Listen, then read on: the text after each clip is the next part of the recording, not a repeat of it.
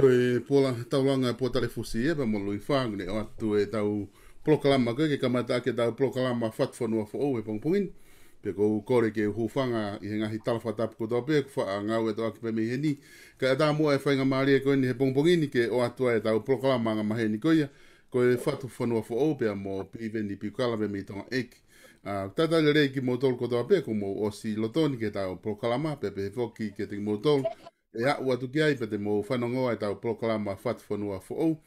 Tatak peka ke lava tu o whahoka e tau proklama hewe ko o si lahe ngahi whemo ikina. Ka ihe pongpongini ku mawhiawhia ke whahoka te tau proklama. Pea me wawak lahi ai o ku lotonga I he taulanga po e talifosia pi ven pikala. I wawak pea ku whenga maari e mea kotoa pe pea lerei e ea ke lava o whahoka te tau proklama e pongpongini. E pi ven tata lerei ko he proklama pea me wawak. ke kau mai ke tau proklama whatwhanua fo au he pongpongini. Fefe hake e lola hai walu ho wau atu ki ai I he... Waro bicholo. O kore peke o whanga toi te whatapu e. Oia.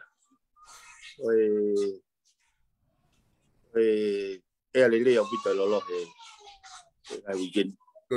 Le uki whenga mai ke ki peste ma whine I ki he atonaki. Kowe tari ni fa foki mahal ka bai mahal ka chef to ba ma bombo ko fa ka to solo fa malo te ma fa mari ki hoka te to ba mala te tu tak mai ka ko wi ko si la he pite se mo ki na he hopo ko ni a fi nei mo nga ka wai pe pa mo que office fai uma fili pe moi hangana ke fola mai o ka ge ma wa ki dai mi e ko si ko fa mo mo de be ka popo la be fitu tak mai ho mai ka ko wi lo pe ma ho inga solo e ki e ho ko te programa he ko tata no afu ka tau tata no system e ko fa uma to ma ho inga fo ke ai fa mo mai ka kai ki te o fil pare mia ka o isi wena tau si lave pe kia he o mai programa ki mo ka ke faka ka ke taki mai pe ta programa o rotonga le fa fa ta fa ba pe ma sia o ati rene se cancelia ke o wa ka o si o matolo pe o anga alo ka pasi se Koi. Mo lahi apito e piven. Pe ku hanga galanga mea ku tala monu tau muia te tā proklama whatwhanua fo au ki he. Pefte i fine e ki ko tui ko e. Ke tā poake ke na wau ke whainga tau pe he unau ke i mau e mo ui. Pe ke ngā tai whoki ko e hopo ko a awhi mei mo unga ku o si lahi whaka no lere i he social media ku o ku mo whainga ke mo se tolo pe hopo i tua. Pe mo whainga ke whai pe hata tongi ko ngā ka lava ke tamate i ai hopo ko ngā nā. I whakatontona te whi lau ea solo.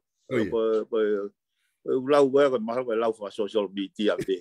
Pea ulahi pe ume ea ko ngahi vewe tānak mai social media. O kai jaha mo oni he makatunga koe pe he o whainga ke wha se tolo i tua. Koe whaha i e tahana nau whainga pe he mai. Aia ko maha koe me ea kuna hanga o whao e nau pau pau ke. Ka hui kai ke tau mua ia. Nā kai ke tau mua pe he a awhi mei mo ngai. Ke pe he ke te alu o te kumi ke whahau he isiu ani. Ko isiu whokea ko ni ua loto e mea ko o mai ki tua he mitia. Ngo no inga he nai o swhai pe he reka e koe ni e ne ngāue e ne campaigni ke tau e trucks. Mei whe poeri e tau po si o to gawa i ne hanga ko koe o tupuaki e kakai koe ni. O ke lau ke whoko tupuaki ke whamabo. Whamawanga. Ka koe tunga koe hopo tolo i katoa ke tau who. Nai ta koe ne o stufa mai u documenti a koe ai hopo ke loia. Nai te ki whaka umai ake. Nai tufa pia ka sifa. Ka te ki whaka umai ki au pa pia ka sumia. E koe hopo oku kono mahu inga kono mahu inga hopo ke o mai mea mooni. Na usilawe pe whakau ka pau ku o hanga he tamsi kone olo he ki. Ai whanua. Toton ke oangi gai ai tau te atuhai e ki ai. Ia ka pau o ku waha mooni ai. Ia whatau taina i. Mo e hako tupu e whanua me tsunami kono ku. Solo na kui heni o kou kei heni o na mau i halau furia ni afi. O ku kei ma fola trucks ia. O kei fio ka polisi ono tānaki. O kei whai be puke te kakai na nau mau e umea koe. Ia pau whai be u whe mau aki. Kau te gai ke whakamo'o ni. Lahi pe kakai koe ke nau lava rea ake mea nau ilo. Mau tau ilo pe anga whaunga. Anga i tau nofo. Ka koe isiu ka atoa koe ia. Tau tuang ka atoa pe ke resi moe mama i tai ha mai pe tene lawa whatonton hala whanonga. Ka koe ngahi tala noa koe ko whanonga i wawau di toi loloto ang nonga i te whadirifo ang ia. Mai anga e mawhola koe e traksi i wawau. Pau puke, pau tōlahi ka kai o awe po tauhi i harefu. Koe tuaki o oa koe ni nai hake koe ngai matatahi. Pau ko whakatumtumu, kai ke ke tau ilo katoa e information ni. Peo kunau ata katoa me foi netu e ka. Peo hai uhinga o puke ai whainga kunau mau kai ke whainga ue pe koe hau. Mana tui koe trucks koe ni koe mai me tō preanga e. Ia koe ngahi wheitu ue ni ua mai mei ko South America pe mo Colombia mo. Ngahi wheitu ue ia. Kai ke lawa e kau mea koe no puke atu o whakau pau i whine tueka koe ia. Mona. Ko hataha pe i hatuunga o maalunga. Me lawa rea i mea koe ni ha. Mo whainga resources. Ia maa tauhia ki lalo whanua i lalo krista. E ko pai eu te au mau au lawa ia haki. Haki kau kai koa holo i wawau ni ani kong puke atu. Kai ke, o kulahi hono nau ka uhinga pe fuke i whakare atu. O kai o kai moni whamatala pe he nai whinga ke. Afi mo ne loa ke se tole keis koe ni toa. O keis koe ni wau ke au ka mga ngase. ka neongo ai mata vai ai mea ko sa moni o hange kon bono tala e na ri amanak pe mahalo le kai ka ko noi kwa nga pa o mai lo ang fa ai fare ki fare hok hange pe ko raki lave po he kamata fosse mo fa ai na ma fo kanga me fa mau ke pe ko ai ki me di la ya polo ang pa matala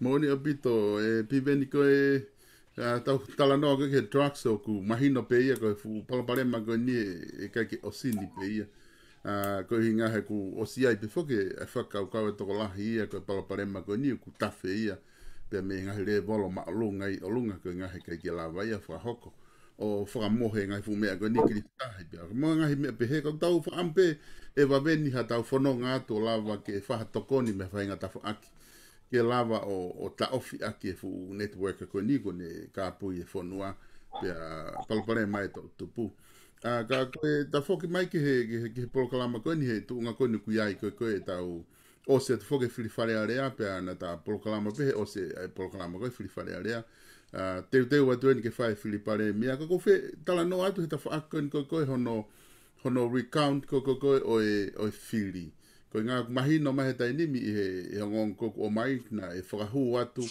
e he poate patoa ai ki he officer fai fili ke fai recount ko nga ni ko fe mago ke fa mala ala mai ko ha ta mu o recount ko ni ko nga mata efika ia o ka quantity te patoa ku ba mama o me uloaki ka ko ha ta mu ko recount o ku hinga ai totong ko ni pa mo totonu ko ia como o quatro se con istituto nega que motor que fai recount ia so oi ko sakau oi sistema o no fafe paki pe tau o ha fai hala o kai ke pe tu ia ko me ko ia ko me be ke to fai fare area o ko tu ia was process ko ia it's an ongoing process oi about you hanga fra ta fra foki pe ke ki he fili ke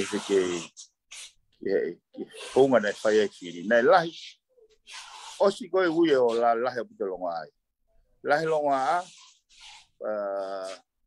ka la mo ka fu mo ha ka kai i he fonga na fa hopa ke fili ta ha ngai mata vai o fili o fonga fa hopa fili o kai ko ke fa mo fu ka observa me ka quantity ke tai milau go police station me na yang ma hen ke mo o fa ka transparency mo integrity o foi process e lau foi me ga ke fa ka to ya na police station me ta ha ko tai mo na transfer o puha paloti paradox o ave go me he na police station ni ke me na ke observe ai ya supervisor ya mo police ke na hand over ai puha monoloka report ke officer fighting me go na ke observe ai ka to ai funky mata vai go ya solo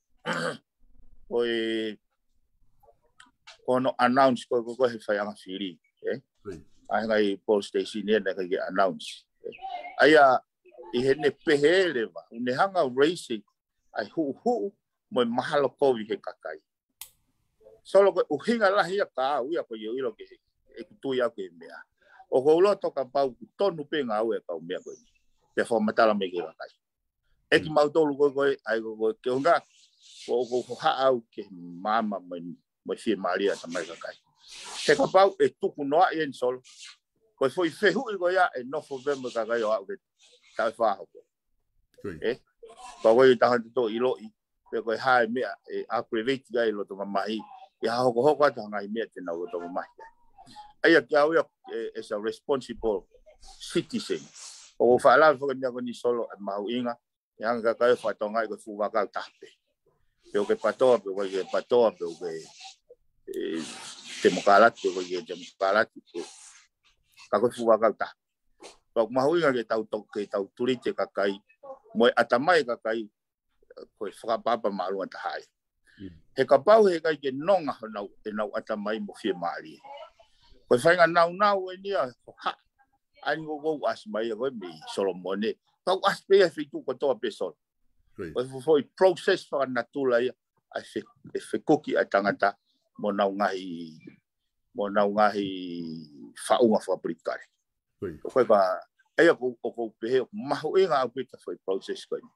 Uraki, ke hanga he uri kau ni whakaawa ai foi matapa ke whakatontono ange mo lava o whakamatala i le rei processi.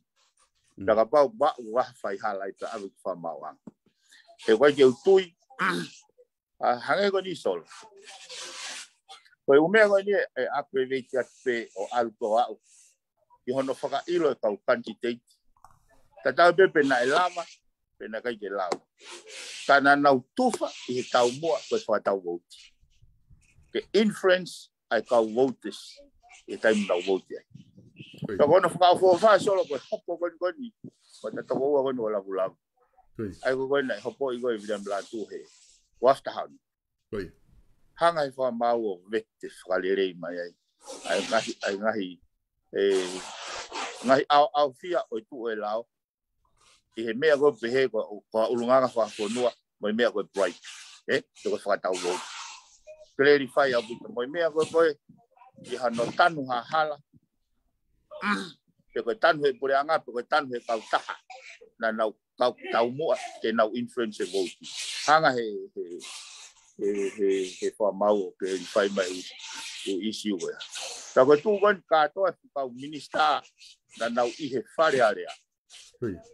Na nau i he pure anga he pure anga koni lolotonga. Lawea katoa pe he topo. Aia koe me e alu pe kia yo au yo koe tau lelua ko ni alpo i koe. Kau hange ko ho whakae ke mai ko whatitau ke wikau ni. O koe hange koe lau, koe wikau ni is not the end game. It's a beginning of a process. E tau hanga, o koe mea mahu e ngā nge solo ke sio whakalufua kai kakai. E ka pahe kai ke tau whai ha mea ke mea koe ni. O tau tuange ka hau ke fuwana polo lahi au pita. Kau moila ka pau e ala mai kau businessi o ngau ea ke whonga koe ni, te kai ke ngau, te kai ke whakawhepaki he sistemi pe koe lao. E whai te rihe kau si aina pe koe noko i whare area koe kai ki whare area. Koe na uiwi whaka ekonomi ka te nau whai turuna tō ke tau tūngu kare. Pako ka hau ia o toi whakaririfu anga ia. E ka aha ahu tau kui whai, koe whainga whonga ini, o tau tuange mai ke whonga whiri whare area ia. Koe ka hau. Whakau whalahi whanau e mahotu. Ta koe loloto ia whakaukau koe ni o ngau e kia ia ai poate ia kakai. Whātoa e kakai. Koe, mōne a pito e whakaukau e piveni koe ngahe ku mahino ange e whamatala konu ki hanga o mai. He koe toko lahi whoki ko nau tala noa ki nau toluia social media ko koe pēna e aho ki whai kehe ku si e hongo fulu. Pea ku make sense leva mo whaka concept ke whai koe recount koe ngā ko koe koku i kai pea totonu ke tari e koe ulungia. Ka i whakaukau koe niu koe ke whakaukau ia he ikuna mo ulungia. O ku whakaukau ia ke tau wakai ai system i koe tau whiri. Integrity koe whiri pe kei whalala anga koa e komisona whiri mo e whaunga ku whalearea ke tau whiri whalearea. He ku pak maoni whamatala ki ai. Ke ngai whanua muri ku lahi au pito e ngai whanua ku wesia e nau whiri whalearea e ngai pāti e kau businessi. Ko ia pe kau business pe o nau whai koe nau whia mau sponsor koe ke whia mau ke whai ngai mea koe te nau benefit mea i ku nau whia mau rena toke toko lahi pāti ko nau aipe na hana tō whahu e kau whafonga koe ki loto. Ka kehe kone tu ungai ko kui ai whiri ka kone tu koe tai nimi o wai ha mao ko hamena e lili wai e tau whiri me ngai whaianga whiri o kai ke te alatu ha kau observe ia e kau whakafofonga candidate ke kau he ke nau tu upeo si o kai whai e lau koe whiri ta mo e mo tu unga kone hange kone kai ke ui mai whiri ngai whaitu moni pe o kai ke official ka aku ui pe tau nga maheni pe no ui pe ufika kai toki ave pe finalize mai e he mea e komisiona whiri ka e ka ke te fu ke lahi e taimi kou nau finalize e ko si mao he ka kai e fika ko whai whiri ko nina e kehe au pito ia kai ke ngata he ka pau kuna kai ke ha ka observe hangi ko fa matala pena e fai e tali me he hoko e fai fiafi toki ui mai tau whiri he taha me ofi ke he ose taha tu apo ai kua ke lau lo toko ha fu tari ko ia ko ha me ofisina e fai loto mo ngahi whiri pa ngahi fehu ia o toton ko ke vakai ke pau ke ona tau te ho fou ngahi ai fou nga ko ia ko hai ai me na lili wa tau fou nga whiri he tauni me yo mo fe mau ke mau kumi ke iloe koi tawe hinga ia on the trika process of the county is a way to find out how we gonna compromise me how we gonna compromise me he ko pau ke ia me ko hinga le he me ko to kau fo ke fili ko ni fil perenges na ga to ton ke na hanga o compromise o integrity checking mechanism hafainga mea ke na na maulava ko ke fahu ko utohi ke bikauni kai kau e mai whakatala noa ai ofisi whakatala noa maulalo so kene e solo pa ha o na ka ke mohanga yo observe for process ono fetuke u pe papaloti me polling stations ki headquarter so tari kai mena mau falala pege solo kau ya tari maulalo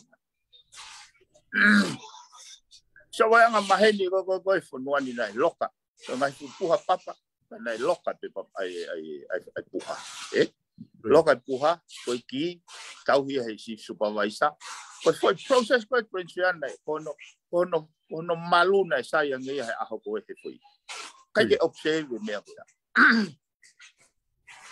o mai ko me officer fai viri ko mau falala o America tere malunga civilization o vai fa tala no wa he pisco ga America na nga we fare ape in court we trust but everyone else you must bring evidence you must bring data ai ko no uhinga io tau falala tau o tua be tau falala ke ka to lo to tau ke kangata mo mama pau ke o mai ho makatunga mai ho famoni mai ho data mai ho evidence ata wes he ga tu falala to ka ko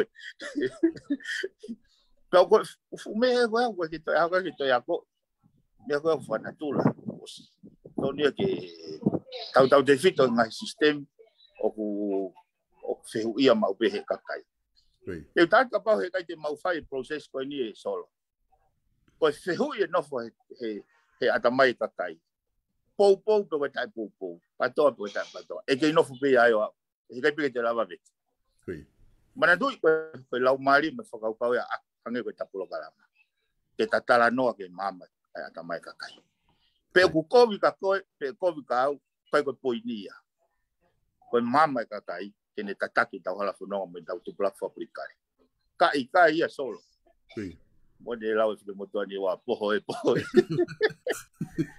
kai ko hami ai te tau te hala me to ni ko tai fi maria kakai pe hoko no ignore no tai fo baba no ada mai le e ai be feito mapuna ke pipeni ko le tu ko e tai nimi ka pau ko na como osi totongi i toton fa constitutoni ke fire recount pe ka pau i loange ko find out he umea ia ku fihala ki lahi umea ku fihala ke recount ko ia ko harva tu uni hoko tu ki ai he ne tu pe he ko si ui fo ke ka fo fonga ia mo me oia o malava be solo ke faile ka bode mau o sange u process ko ni ka fa no mai ka ta no ko au mo na ma pe o hen pick pe foi vahenga pe fa vahenga pe fa mau si atu wei ha fainga fitu wai te maulava o piki mai hanga i ngai fa mon ka was asi mai o me aia ka te ulava ya tu pe ki ko ki konga pe ko e fonga fili ko ni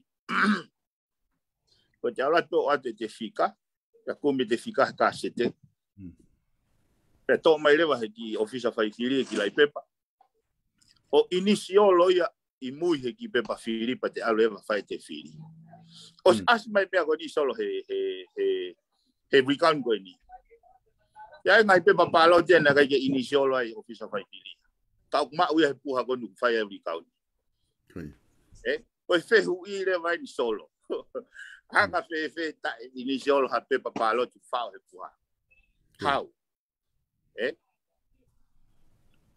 Tai wana fa fe hu ya I lau be he me au very both be. O ko foi fe hu ya ko he kai pe te la wa tari ko le wa fa ma. Ai ko process ho ko e sol ange ko fa matala. Yo kai ko ha me ai ke he ko kai ko pe se recount ke win pe ma wai pe ko pe se recount ke hanga unfold mai ai u mata vai he kapa he kai ke fatonga ka we ko ke hunga le recount ya ka lava he recount ya o mai u mata vai he process ke hoko ta nga we hoko he ko recount ya he fakau ni ai officer fai fili ko recount ko hange ha foi end game hange be ha foi ve ape ko no lau be lai pepa ka ko recount he fakau ko mo toan is a process ko foi process ya ko foi process ko ya ka wai verification ya me he kasete fili ki he lai pepa kauni ke lava ke palanis mana tu ko te alat ko foi hinga ko aku ya ko recount is a verification ola o ki kai ko lau ta lau tolu pe ai pe ave no pa ke tariui ko tariui ko yai to ka ke yai ko to ka ke vete mo poloa ai ko ngai confusion ya o sio o te gai ke upgrade mindset ya fa ka e fa hau fatonya ke au recount is a process of verifications I for like paper paloti pa mana mautiman ke o mai ai like kasete ko o liste ka fili ai na fa ilonga I ke lawange ai foi ka no fa ilonga ko pe ku match ya mo like paper paloti ke uhinga ko ha uhinga asia like paper paloti na ga initial ai fa fili so ke ne kai ka pa ke lava o fa matala ai foi me go ya tolu go ke ne ngo o se mi ka ne ke ne tala ke ne anga ma no ga ta mai ka o inga browser ai ko fa kau old school enia o pe go recount go to mai pe ka to mate lau pa lau e foi tu ta hawa kai ke fa fena pas ke lau mari o recount is a process of verifications Ai ko tu ko ya e piveni tena o atu ai kasete ko ko lisi pana frata taure vai mo fankila I pepa ko mete ko fa amuya ke o mai numbers ko ka una refuse a with a be vai viri o se ne foi recount e wan na refuse o go to recount na ni ma he hon ai go fe ke focus me va he mai no mai go ka te au he algo ka tu I need to ai ko go flaus ke hanga o ensure ki mo pa mau hokot ke foi process o ko ave ono feuia fonga fili aki ka gene moi ke lao feuia e fa mau anga ai ko mo recount ko ya e piveni o kuiai ha whakafofonga pe me ki mo tole ka quantitative ko mo totong ke recount o kun te alatu o tu o si o ke time fire recount pe ko me ai ka fai pe officer fai Filipe ia ko ya mai ni na fai pe ka o ja kana mau request mau toria ke ai whakafofonga me mau tol tau to wa ke o na utari pe ang to taha pe mo observa me ngai high commissioner na mau request ai apa ya mo police ya mo ka nga we pe na fai recount ai te involved kita o te ai ka pa he ka jurava fokia he vaka he fia fini paure ke ko re ata ke attend on my behalf ai que algo fe ma o que alu que work with them on the process o recount ni ke ulava kapau ocean go ya ko o tonu be na me ai pe ulava ha fa matala ile ke ka si maria ta mai ka ko ta fo ke ni biveni ha proceso to tonu ke o te ai me ai ko palo pare ma pe ni he tu ko aku hanga ku vakai ko me tu ko inga he ko fili fare area tu o taha pe he tau Oia. ai ko fili fare area tu o taha pe tau e fa pe guai pe me fangi fili ofisa kolo mo fangi pe fili puli fa va he ku hole va a ka kono foka to ai ko ke lo hanga u e na u fai ke pe he ke ko me ko foka wiki ko to pe Oia. Hinga e nau iai ai komisiona Filipa me ni kau ngā we. Koe nau teu ke fo i fili koe ni. Pena tonu ke osi koe ta ue whaa o kumu osi mau au pito ai mea kotoa pe ke ona te aha tahe tāla fili. Koe ngahe ko hinga e nau iai. Osi anko e nau iai pe a o ke ta ue whaa ke whai fo i wa inga. O ku haa mai ngahi mea koe ni pe a ku kono uhinga i koku o ku whai koe no whihu ia ki nau tolu kakapau. Hange ko lau koe ola ena e toki o mai pe tau tari peki ai koe hae. Ai mea tene unfold. Yo, ono monia solo ku loto pia ke fi mari e kakai kau ku. Oi foi process e ko ni mahal na ko ha uhinga fenieta. Ai ku itua ke maulava walk foi mea ko ni ke he ko no tau e ni foi systemi. Ke faka ton ko ui ka hau e. Oi. Kau hange ko lau o kau faka tum ko to pe na anga fe existe office que foi one event within the town fa kana ai lau homo pulu ia le la inda town Feila ia he tawe wha ko ia ko inga tau so atu ta tolu. Ngai fu otu tari mo ngai fu otu ta ofi ko ne mi tia mo mea ko ia ku. o hanga fa e ta ko mea ko ta now refuse ke o mai ka se te for that reconciliation process. So now refuse mama hi ko mai ka se te fa fe uia le mai. Koia. Koe konga whakene tahana ki tala noa ki ai, e te mou wakai, ai taimi koe campaigni. Mahina pe whaka koe campaigni ku paanga pe, ku hiki haka ua mano. E lawa e kantiteiti ke ne whakamore i he taimi koe e whai ene campaigni. Pena ke lawa pe ki ai ho tala noa i he hopo koe na e whailoa e toki tāpile mua skela atu, e tua te lavu. Na e mau he whakamau e tola te au, mo tola ni manoa pena to oi hono sea ko nga ko mamafa ko oi hono tau te i ko fra mau hata o kune fra va inga he over ko ne spend he pa anga ko na me ko ne lava pe prove hatola te ba nga he me ke he pe ia hono fe ia ko fe me a bena ta pe u ko ka nga na ia e tola ni manoa na e tola te au whakau ka ia ko te si ka i whamau anga i he nau wakai ke ai ko ne prove koe pa anga ko ia ka fu me alahi ia i whamau anga ke lava to ai ha sea hata ka kutau ka kai fuke puli ka ia ngahi lere ngahi tanu hala mo mea na tala mai ka project pea puri angana na os plan pena tol ke whai he aho fili he kai ta ofia he koe ngā kulotonga lere fili ka koe na kusai pe koe na ku whai pe mo ngā we ki ai ka tau whea mape foki he hono e ke mahina mea ko tonu he ta whako. Ai ka pau e te moa o ke ho mo ngā ue,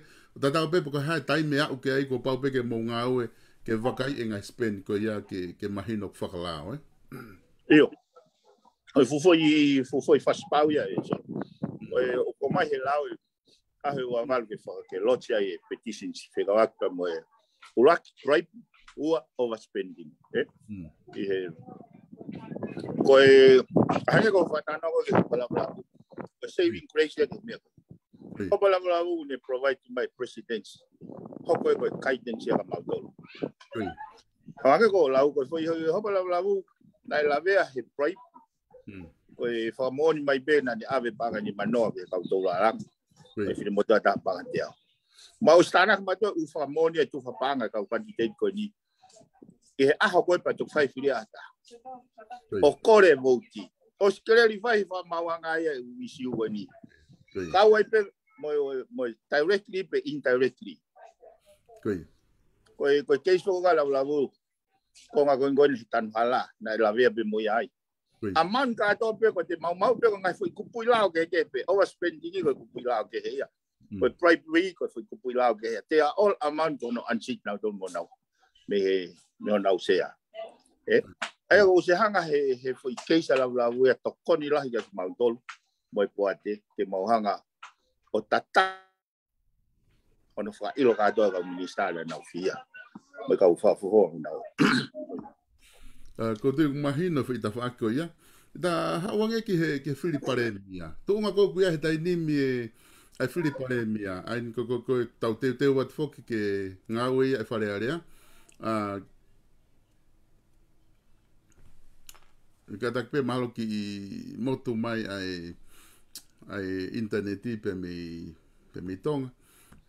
Ka ko tu e toi hu mai pe piven ke tau ki taimi pe. Toi hu mai pe piven ke tau hoko atu pe.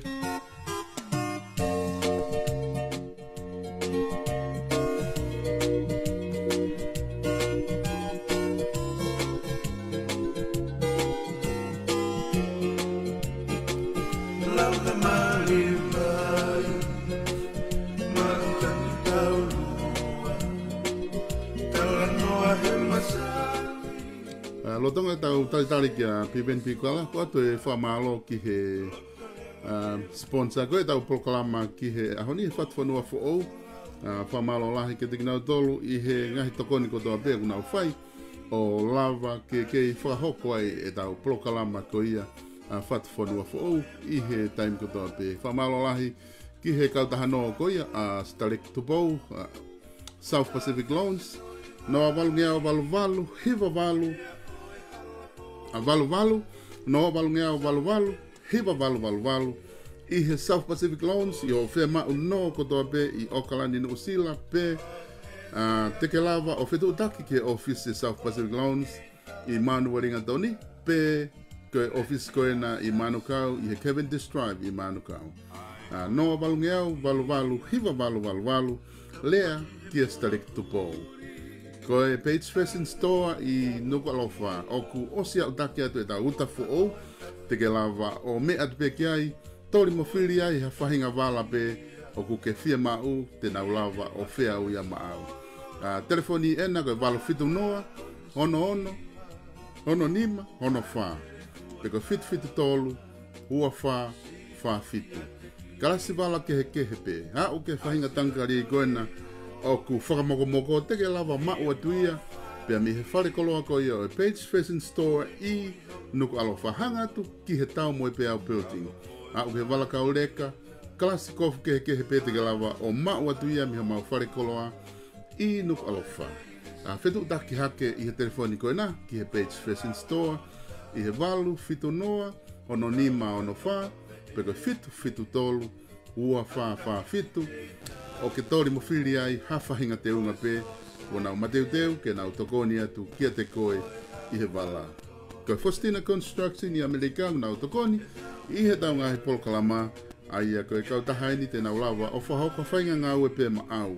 Walu noa taha, hiva whaono, hiva noa taha. I Queensland, Australia, te ke lava o whitutaki ke nau tāto ho whalani. Alisa NLP Printing, noa wha, hua noa, hiva fitu wha, nima, whataha. I he NLP Printing.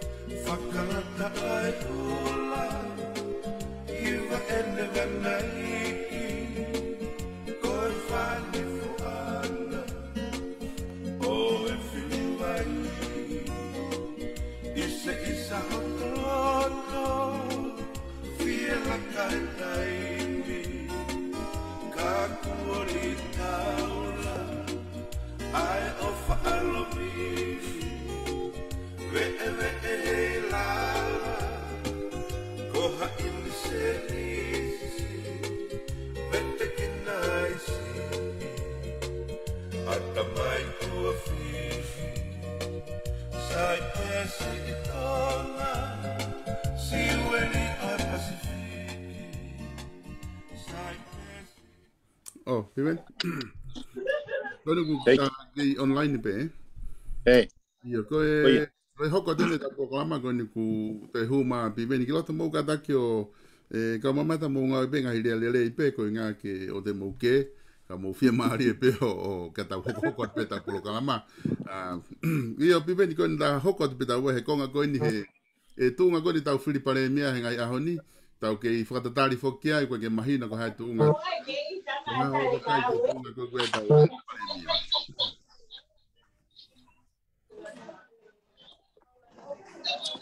Solo te ki whaongo mai nge. Ko e tunga kon koe tau fili pare mia tau tatari ko ki ai.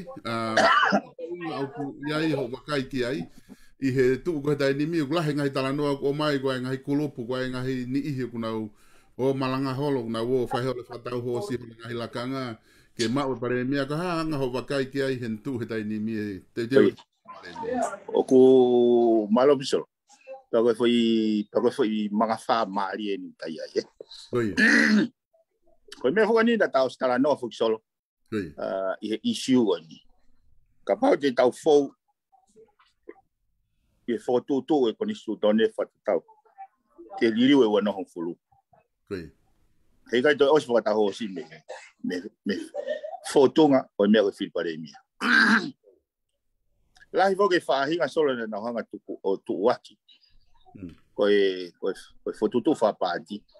O kuhinga ai lahi longoa. Kau koe na kai whuki pui peso. Koe whotūtū whapāti na whanau ia me osi koe o no vete ke whiri ke whakawahenga o alu whaka independent whaka tauta ko tunga koe no kui ai whare area hau ni koe whare area i he whofonga o e lao e kuni sutone wana honfu ai tatahu Bapa ke whatonga i nau whaangau ke whailau koe ni. Koe tau whaunga whiri whare area, koe whiri pure whakawahe. Kau pure whakawahe le rei moenu nau i loto i whare area hau ni. Whakau tau taina. Koe no inga koe hasol. Ka toa ki nau tolu. Koe mea pena na ngata i nau malanga pe he foi 4 corners pe o nau constituency. Ko issue na o ave ke foi ke kakai go na constituency ko le pe na constituency pa bueno osi ai firi pa ko nga tala popo aki kon ke kakai solo ko fanongo atu ko anga ni fagare po pa tatau ka do bena fa malo ko mau ko ta wa nga pe ko ono ho mai ho mo farala ke hoko ate taulanga ko tau wahe nga. Solo nata whakawhatano ko whakawhatano ko mea koe ni. Koe whaunga ia. Koe te hanga peo o define the limited identity. The limited identity o ngata pe i hoto wahe nga. O te oslalanga kita lolote whaunga whanua mea koe sio kita. He whakanatula i koe koha mea ke pehe ke toki hake i loto ia kita pe koe toki. La lave kau ke te sio kita. Ko te hanga peo confine te whakangatangata ko to wahenga. Os nau ia ai sio kita ia. Koe hene asi mai goni he osangi fili goni. I to lahe kau whipare mia ai. Whakanatula pe ia. He kono i ngā solo hene kei nau whakakau i rau dolo hafo i visone ke whakaluku fua pa nau ngā we i tua ke nau lava huu mai ki rato. Na nau taktahao peo palo mes ko nau wahenga mo nau whainga whakakau. Ko ni nau tōko i ki roto. Nau hanga ke rewa whakasio ke tāna ke toko tahafa ke nau loto angi ki ai. I hoko. Umea koe ni na tau se hanga whakawewete. Ai umata vai. He koe tu urewa koe ne hanga tu urewa koe he tau whiri neongo e tau toko taha whitu koe kau i. Koe kau tau e taina. Koe pure e whiri koe ne pure i behe kau nopire. Ko hai behe loto i kau nopire koe pare.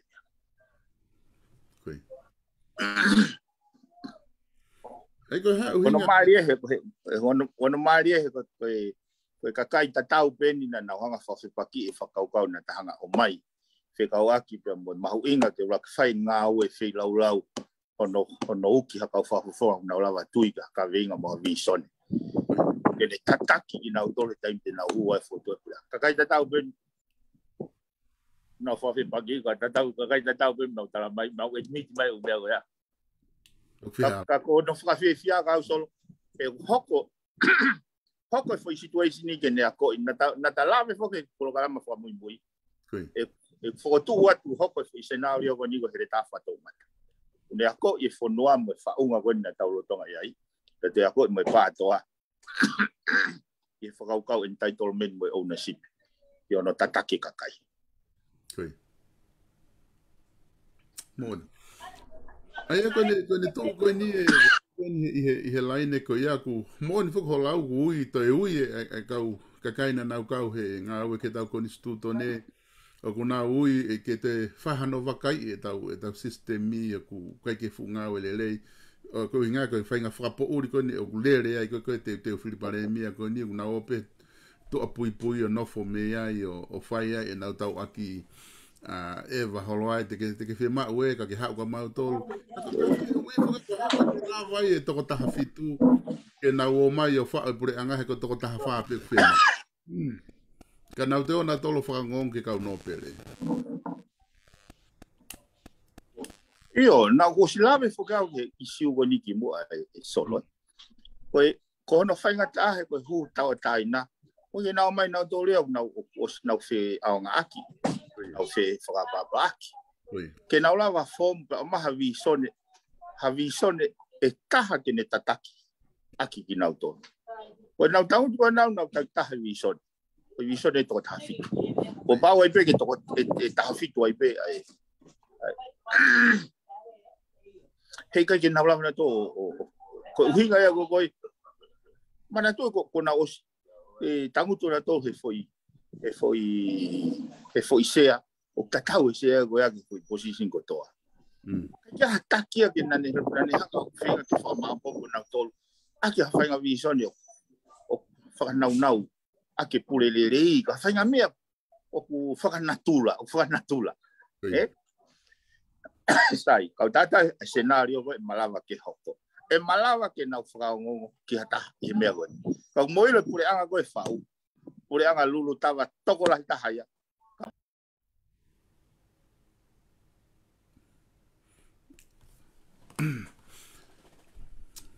Ita tamatau neti me vavau he taini me ku ki mate pena tau peni mai au pi veni he telefoni o mate ia o ku te ke o se foi konga ko ia ka hanga ko ia na ku whahata ne nai ko kore atu ka te motolo ka whanongo proklama o ku whawhewhia mo kau mai he proklama ko ni ke lawa ke tau whanongo me he tawha aki ko ni o ku iai a piveni pe mo e tawha aki ko ni kua e poa te kakai he patoa ka ku ke ki ngata ni whawhewhia ko me be ko kore atu ka te motolo mo ka tak whamore more o te mo tala noa pe ngai uhinga mo whawhikiki ai ka ewa te mo ngā o ea ke ngahi rea kapkape ko ngā ko e sia ke nofo ka inga pe wai ho i whawhine kuna i lotoni tau whio whakataha o ku ngofu ai mea kotoa ke tala noa mai mo ke whaanga i polokalama pite ke whaanga i piveni whaanga i au ko hai mea koe ke sai ai ko ngā ke lawa whai mea ngā au i kona whalere i ka e oua pete ke kapkape mai ko ngā e tōre wa koe ki tua me tau pēsi ka ki to e wakai ki he tau ngahi polokalama ko e mo whamore more pe ne motu mana tu i whoka kulotonga i pangai motu wawau a piveni pe ko e polokalama ko ni ku lere pe me i wawau ko e malo ko ne whai pe ko harea ko ke aluatu ko ke mea ku motu mai neti ko ngā ka te tau ki taimi pehe ka ki tau whiu he tari ko ngā ko konga wha osi pene tau prokalama ane tau tala noa ke ta wha ko e tau whiripare mea ko te mo whia ilo pe ki ai ko hae tunga whamui mui o kui ai e tau whiripare mea pia ko pongpongi o ku mau whainga maari ai i hongo fulu pongpongi ke whahoko atu ai whaeke pia mo kalafu moala ko kalafu mo ala foki ko ke puri ati mo tolu ko e to taha ia o e kau senior journalist i tonga pe mo murini foki o ku ilo au pito a kalaf moala i tonga pe mo Pasifiki i he whataungia na ne whakahoko ko ia whakawhai ongo pe tatau pe ko e pe ko wheta whaaki o ku whakahoko mea i kalafi e ne viu pe mo e ne wakai ko ia ki he whai ongo na ne retire foki me whai ongo pe aku ne ke i te foki mai peo ngā ue pe ko tuke ngahi tau kei ko ia pe mo e ngahi whakafuafua ko ia o whakahoko e kalafi moala o ku makatu ungai ai a hono kore ko ia ke whai polokalama mo ia a pongpongi i he taimi hongo fulu pongpongi ke koe whia mao pe ke whai hane wakai ke he tuunga ko ia kui ai e tau whiri pe mo e tuunga atu koni ku tau hanga atu ki ai i he whiri pare mia pe mo e tuunga kui ai ai ongo ngahi kautaha ongo pe me tonga e koe mea mahu inga ia ke mao ke lava o whapapau i o tau ataina pe e tau ngahi kautaha ongo lava ke o atu pe hawhahinga ongo o ta tau ai pe koe ongo ko ia me he wheha ta whaaki ka lava pe ke o atu e ngahi ongo ko ia ke mo mamata pe mo wakai ke koe hongo fulu ia pongpongi te ma proklama atu ai pe mo kalaf moala pe whawhet ki mo tolu ke mo te whoki mai i he taimi ko ia whahauko atu ai ai proklama ko ia he hongo fulu pe koe taha ua rewa koe tufunga whanua ia alo au pe mo pala festa to ke ta siwa laftani ko e pule lulu leva e to e whahauka tu pe ai ai programa ka pa e whainga maari a piveni te mate whahauka tu ai e whatwhanua pe a ko e taha ho ata rewa ai ko hongo fulu pongpong e pule lulu taha ho ata ko e whawhangu ia saione whawhet ki mo tol ke ai ke ngahi re o whakakikite mo visione pe a mo whaifkau sa resvaka ai pe ko e hoko rewa ai tolu e fiafi o pure lulu ko e proklama ia taranoa ko mo politikare ai ko e taimi ia te ma whahoko atu pe mo palofesa to ke ta palofesa inoke huakau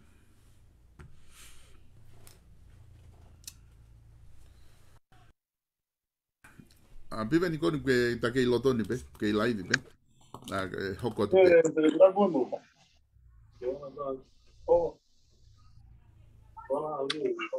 Koia, ki mate mai maka ia. Koia.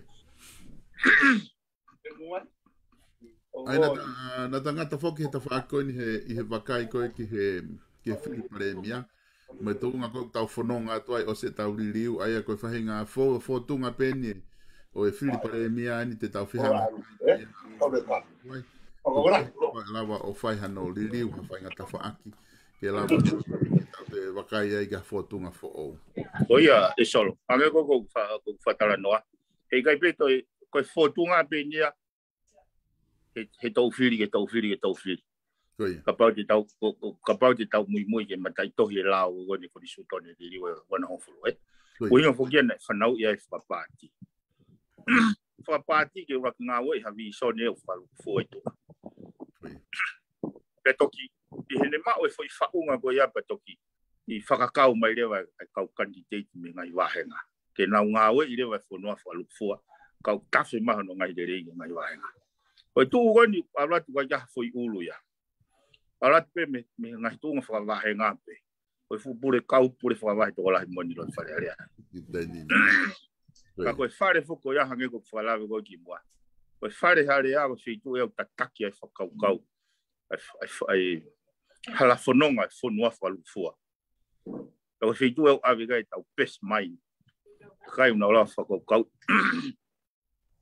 Ke whate lao e maa popo. He kai ke lava he whakaukau puri whakawahai ia o whotutu e lerei whalufua e whanua. Tene whotutu be mai be ia lerei whawahenga. Na kona whatu tamaki whaksolo he kos mahino ki he kau whafofonga. Ko nau hala nau tolu e kus whare area. O tok makatunga be he whemari o no wahenga. E mau taim ka whemari e whanua ka tai whemari o no wahenga ki te umai whare area. Aia whakanatula rewa ke nau sio kita pe ke o nau wahenga. Mea koe koe te lawa tātaus. Nau pe ana tula. Ai koe ko ngai whakiena ta polokalama ke ki mua, koe ko ngai tahak whia mao ai ke whai whiri whakaluku fua, ke to'o foi ngā nau ko ia se i tau sistemi whiri.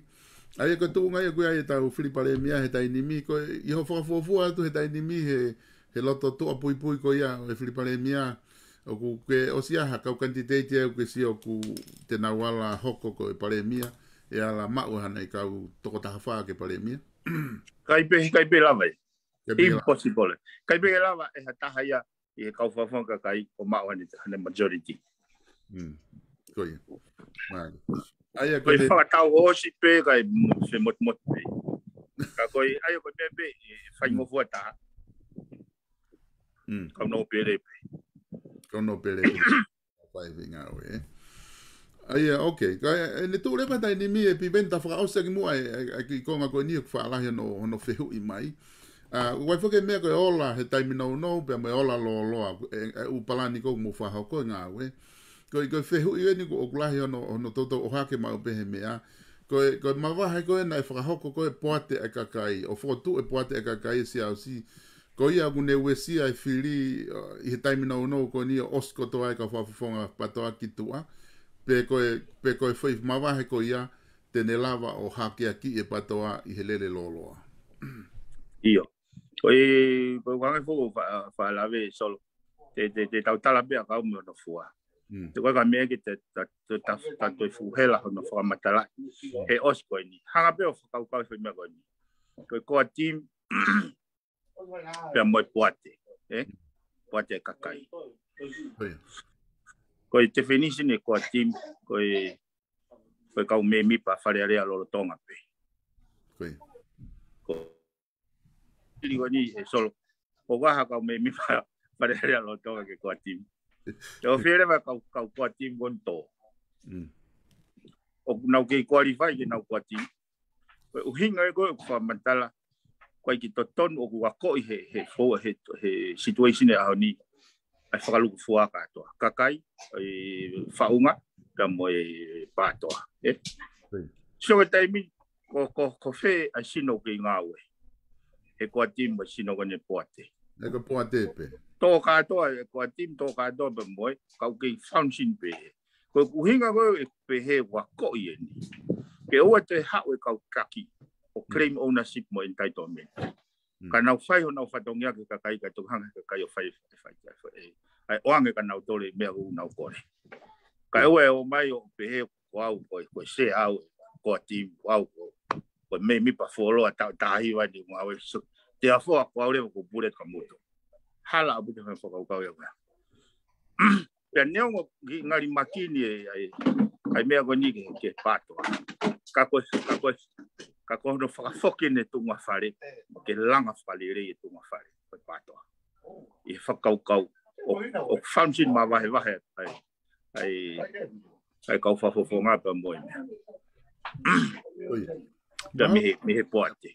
He ko sio ko ngawe ko ni ko hoku pe poate pa me nau whenga wak me kau popo. Ke tanaki, ke nau fundraise, ke hoko hono ngawe e vi so ne ke mo ma whakau e whalufua.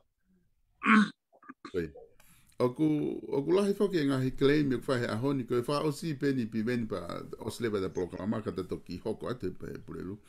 Koe oku lahi claim e ahoni koe e taimi kone oku lahi e tō koe mi whare area e kau kantiteit koe patoa. Pa aku ia rewa claim ia i oku ne o mai koe ngā koe lahi o mouto, koe ngā ue, koe ngahi malanga, mono tapare ki motolu, mono ohofi ki motolu, e he kau timi koe ai tū, pe koe usu. Pa kou whakau hake, na koe taha ia palo parema na e hoko i ho mou campaigni, ko keke mou whakatoka ngā i ai mea koe na e whai koe e he timi ususuka ki motolu. Na ia ha konga pehe ai pe koe upoini ke he pe na e hui ngai ho mou. Tuang pehe ai ka pa koe mea eu. Pro way now you go. I completely have nothing to do with it. Koe ki awia.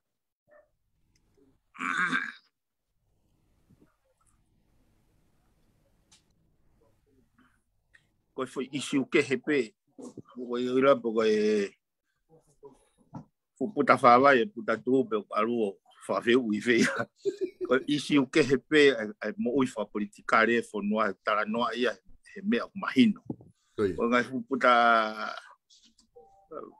tanke whawa ia kona mea koe ke u tu ia o ku pipiki ha mea ai a fitu. Koe whakaukau koe na aku solo ke mo ui wha politikare o I visone. Koe u mea koe nu hoko. Koe koha o kai ke utui solo ki he whainga whakaukau koe success pe koe unsuccess o as koe whiri pe te utarate au ia e whewhe rewa tala noa ka pai o jange koe toko hiwa pe koe toko hongo fule kau I whare a rea kulaku mai he koe lao koe nai lako a lau ki tua te nau whatonea koe ha koe uhinga e ku lau a koe le tafa tau mata e kune a koi katoa pik tauto so wa upenia ke kau palo fesa kau toki ta kau wako ai koe na nau pehe ko ospe unga lirio koe ko nau tolu pem nau mo patala mai whimau wharere i wana hongfuru lirio ya koe koe ni na tau silawa tau fua kasi mai whimau e lirio whimau e systemic reform ke unga ke whena pas kai lawa ke oe ngai I e tau lirio ka plikare mai tau reform a tau silawa ta sio fa sistema kia kau hange ka te au e tok loto pe sokolahi ke toki au uau ke horisi kana toki ro pe mau ya ai ko ke au e ko si solo ko fai na va u ma amata ke hanga ko lawa ko meta ke lere hake ua kai a mau tolu e mo kau pamata na mamata ko fai na kau tama ko ni o tere mai fai na ko ki tiste pia ai we go ure agi fo ke fai na va o ne meri e pe mone ifo ka ke vive ni ko ti mahalo ko te ta fama popo I pe ka pa te ha me de ke loto ke ta fama popo ai ya kai te ta toki hoko atu pe ka pa te fok tok fai mari pe pole lulu te time programa manga mahini te ta toki wakai pe ai awa o ki tonga tap io sol sai pe ko na te o kon o te o mahino mai ulava ala te fafin ko fai mo guri kaunde fafin ka wa hai o ola mo me wa te ulava mo tala ke le ke ka kai o te fai ngo ko ha ke o te na te ho ha Pelawa ke no nga kai mo ma bo pe na popo ke tau hala funonga he ko kai ko mo ia ko spe a hon tisi no tie no tau hero ka wai pe nga tau mo nga pepe sa o tau tol fa tau ta ka wai ke tu ia ko mo fa tare o se fili o ho tu ia te la yang me ko mai ki fai to kan ki ai ko pe veni ko tu mahalo ko konga pe ia ku uhanga kakai o mai he dainimi ke ta whakahoko atu he lere ko ni he ko eke ko liaki ko o sika ki aha polo kalama ku o ko pe hea ko ha teksi maha mea whakatoke ta he ta toto ta tango telefoni no eke ko e whai a whe a fat whanua fo ka te ta whenga pe ke whakahoko polo kalama ko ngā ko kakai ko ia ku nau whanongo e polo kalama mo aunga ke tinga toa ngai wha mama e ko tu ia pe tokon lahi e pito ka te nau tolu mo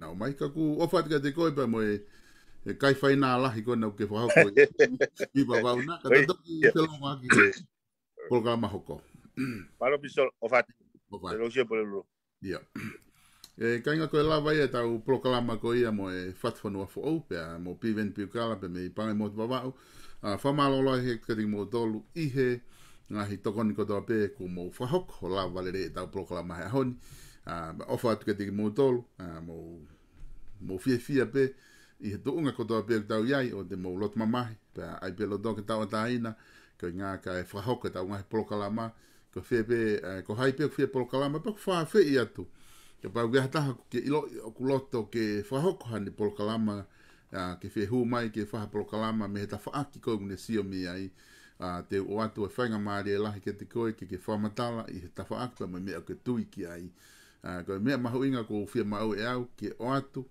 ai mea ko ia ke kakai ke nau whanongo ki ai e ko ata mai le rei pe ai taha kotoa pe ke tari pe ke te tari e whakamatala ko ia I he tunga ko ni kake tau mawai ai tau toki whelongo aki a pongpongi I he tau taimi hongo fulu pongpongi pia mo kalaf moala tua whatu.